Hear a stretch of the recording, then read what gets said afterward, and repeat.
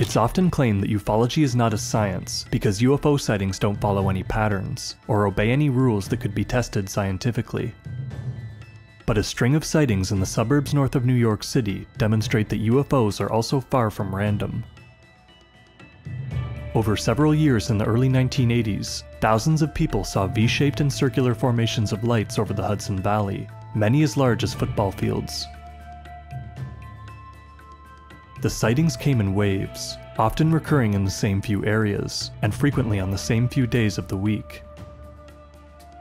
Though these patterns are difficult to explain, they suggest that there is some logic to UFO activity that may one day be explained by science. The first recorded sighting in the Hudson Valley area occurred just a few minutes before midnight on December 31st, 1981. An anonymous off-duty police officer and his family saw a boomerang-shaped object drift slowly over top of their home in Kent, New York.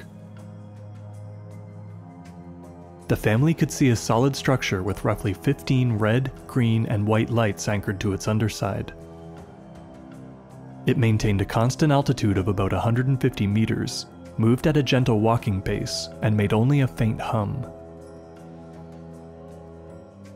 At one point, the lights went out, and 3 blinding white lights in the shape of a triangle appeared in their place. About 5 seconds later, the colored ones returned, and the object drifted out of sight. 55-year-old Edwin Hansen saw what appeared to be the same object as he was driving down Interstate 84, just moments after the family's sighting. Hansen, among others, stopped on the side of the road after spotting a boomerang-shaped formation of lights that projected a bright beam of light to the ground. It was so large that it filled the sky in front of him, and it made slow, tight circles in the air. Just as he thought he'd like to get a closer look, the object moved in his direction. He panicked as it approached, but then heard a voice in his head that instructed him not to be afraid. At the same time, the object turned away and the beam went out. Hansen said that he felt thoughts that weren't. Many other witnesses reported similar communications in the next few years, or felt that the UFO had read their minds. Nearly 2 months later, on February 26, 1982, Monique O'Driscoll and her daughter followed a lighted object down several miles of country road, and watched it pass over their car. When it stopped to hover above a frozen lake, Monique got out of her car to watch it. The object had about 50 red, blue, and amber lights, and a large amber light in the middle. It was about 60 to 90 meters across, and perfectly silent. Its underside was lined with metal beams and crisscross supports, like the underside of a bridge. Although it began to turn away, at the exact moment that she wished for it to stay, it turned back and flew towards her, then retreated when she got scared. There were several witnesses nearby who saw the same object at the exact same time, and later when it crossed over the I-84. The police in Kent and Carmel, New York, and Danbury, Connecticut, all received a flood of calls about a UFO that night. The sightings resumed the next spring. On the evening of March 17, 1983, a woman in Brewster, New York saw a V-shaped object with numerous lights, all the colors of the rainbow, arranged along its wings, and one large light in the center. It then made a sharp turn and flew 2 doors down to the home of Dennis Sant, the deputy clerk for Putnam County. Sant had seen the object hovering over his yard earlier that night, and confessed that he felt a strong urge to look for it outside. He found it hovering over the I-84, then ran inside to get his family. As soon as he wished that he could get a closer look, it rotated in his direction, then floated towards him and stopped about 12 meters away. The object was just under 40 meters long, and more than 100 meters wide. It had many red, green, and white lights along its sides, and an amber light that swept from one end of the V to the other. As it hovered there, the lights grew to be 3 times as bright. Sant and his father were so close to it that they could see its dark metal surface and hear a finely tuned engine sound. The following week, on March 24th, another wave of sightings occurred, mostly in Yorktown. Many of the witnesses were Yorktown police officers who admitted that their switchboard had been flooded with calls reporting a large boomerang-shaped UFO with red, blue, and green lights. Police in the nearby village of Newcastle received a flood of calls as well, describing an object as large as a football field. Bill Helle, a meteorologist, saw an asymmetrical V-shaped object that was about 400 meters long, with 6 or 7 lights. The object descended from about 600 to 300 meters altitude, and slowed as it approached. Helle realized that the lights were all changing colors at different times, as if lit by a rotating prism within the structure. Suddenly, all the lights went out, leaving nothing in their place, as if whatever object was supporting them had simply disappeared. The lights reappeared 30 to 40 seconds later, and a few seconds after that, the object turned to the north and flew away, as the lights changed to a slime green. At the same time, people 15 miles north in Putnam County saw a smaller object exhibiting similar behaviors. It was a big night for sightings, and this time, the press caught wind. On March 26th, the Westchester Rockland Daily Item published a story on the sightings, as did the North County News, and that night, the lights returned. The publicity brought the sightings to the attention of amateur UFO investigator Philip J. Imbrogno.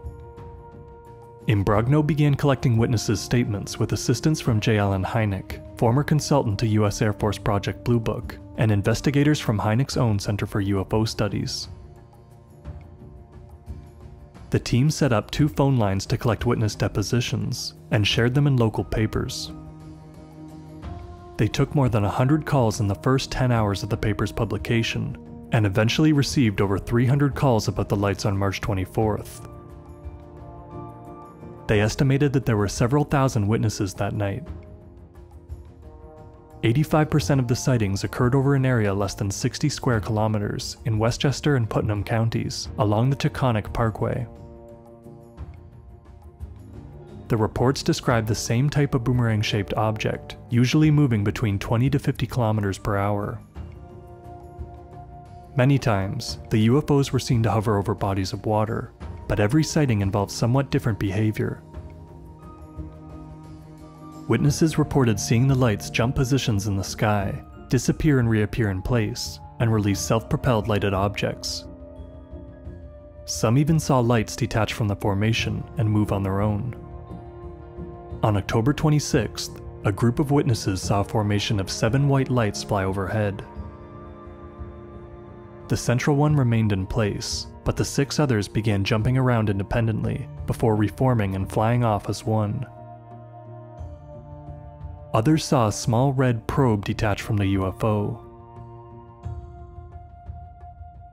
On October 28th, Jim Book, a biomedical engineer, saw a massive lighted boomerang-shaped object fly up and hover over the Croton Falls Reservoir. It was at least 30 meters long, with 9 red lights along its sides.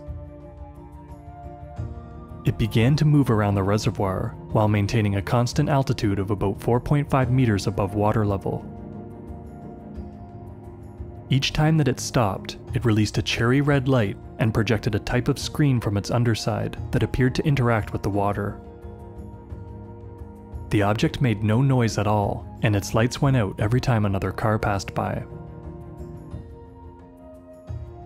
The Yorktown police eventually declared that the UFOs over the Hudson Valley were nothing but a group of planes flying in formation, although they were unable to identify the culprits, and the Putnam police stated that the lights belonged to a squadron of ultralight aircraft flying in formation.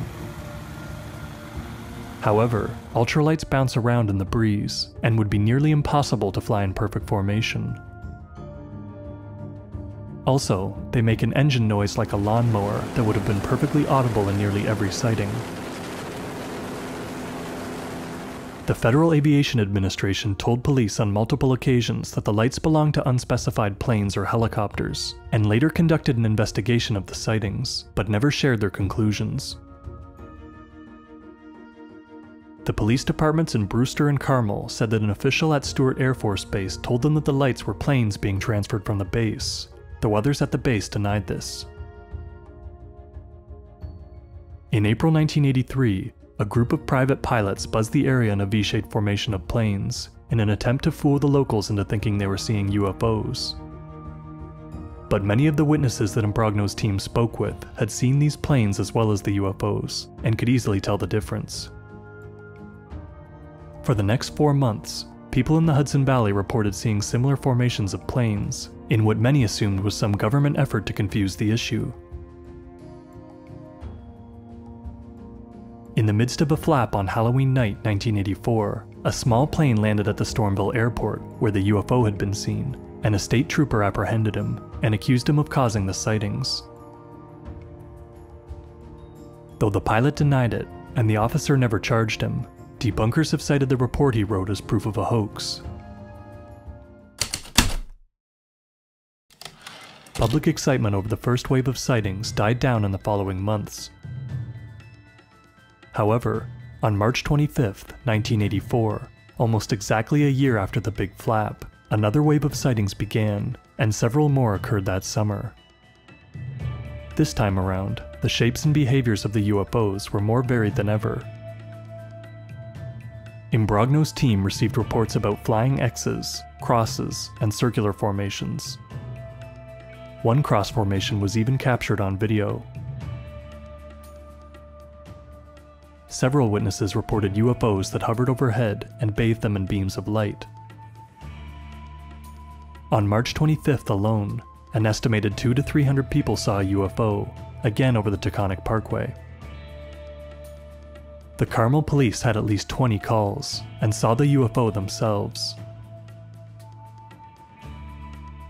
A lieutenant with the department said that he felt sure it wasn't a conventional aircraft. There were more sightings on March 31st, and many more that summer.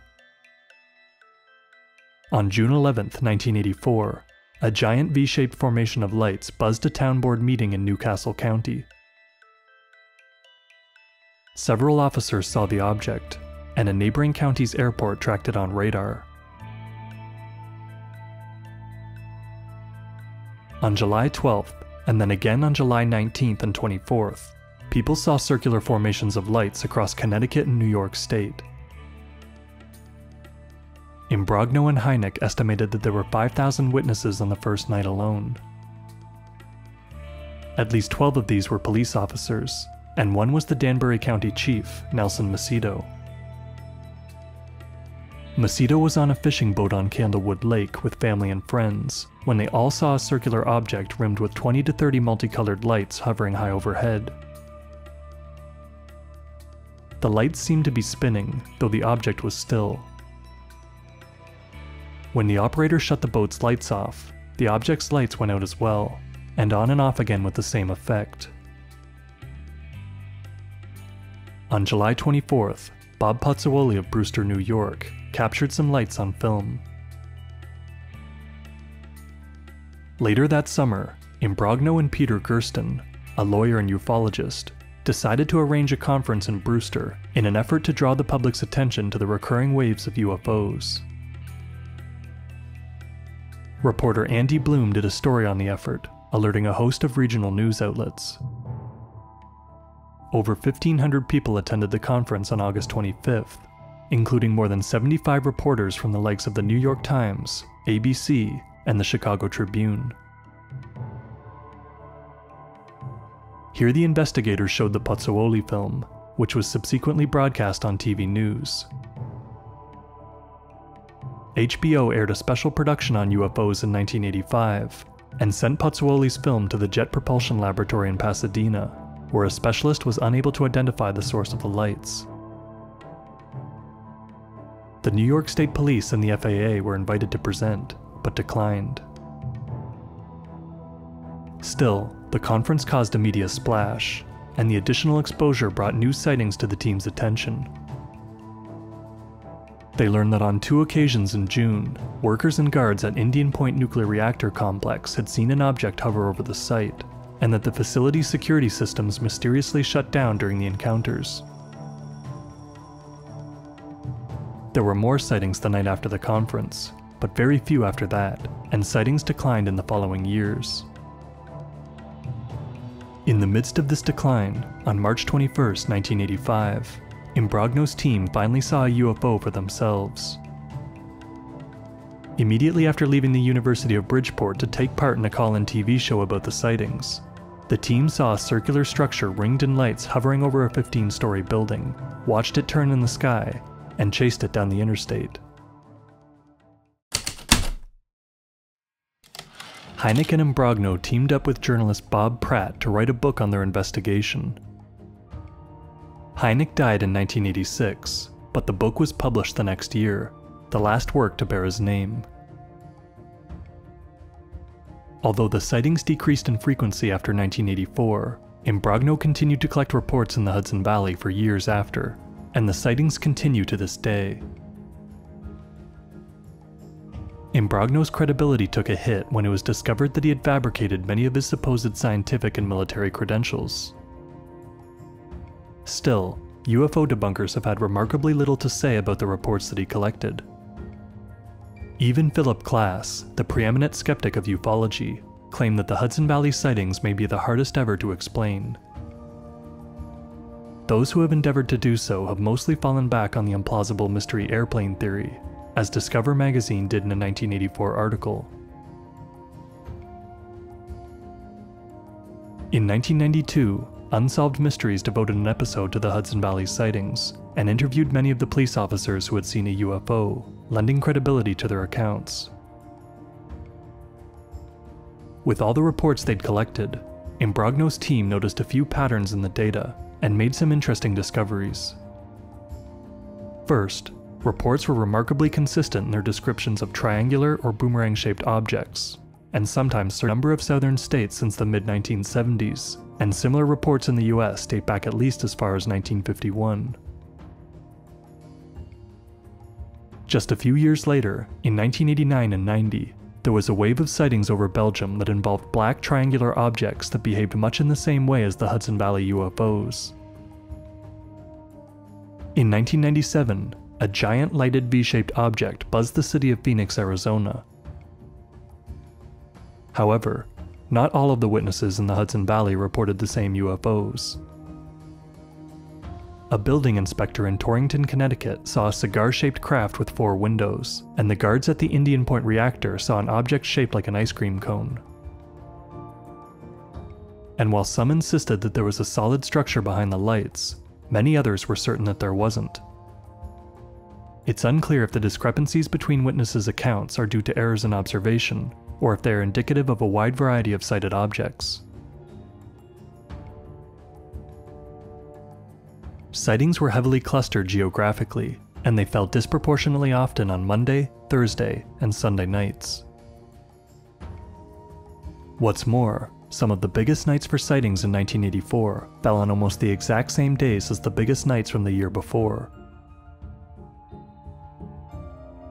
No one has been able to make sense of these curious anomalies in the data, nor have they been able to explain why there is such a concentration of sightings in the same 3,600 square kilometers of the Hudson Valley region. However, Imbrogno's team noted that some of the areas most frequently visited by UFOs contained a lot of government-owned land. This land is rich in iron ore and dotted by abandoned mines, and locals also claim to have experienced an unusual number of electrical disturbances here. Lastly, witnesses frequently claim to have had some form of telepathic exchange with the UFOs they saw. Such claims are common in UFO reports, and suggest that there is an intelligence behind the UFO phenomenon that is able to interface with the human mind directly. Imbrogno's team also received several reports of so-called missing time, as well as strange dreams and abduction experiences that occurred at the same time as the sightings, although the abduction phenomenon was not well understood at the time. Elsewhere, Hynek noted that such incidents of high strangeness were typical of UFO reports and very difficult to explain. Over 30 years later, the Hudson Valley sightings of the early to mid-1980s remain some of the longest-running and most intensely studied in UFO history. Many sightings involved trained observers and multiple independent witnesses, and some were even corroborated on radar. What's more, the data that Hynek and Imbrogno collected shows that the UFO activity over the Hudson Valley followed a number of strange but discernible patterns. We can't exactly predict a UFO sighting, but we also can't say that there is no logic to the phenomenon. It may just be that we don't yet understand how that logic operates.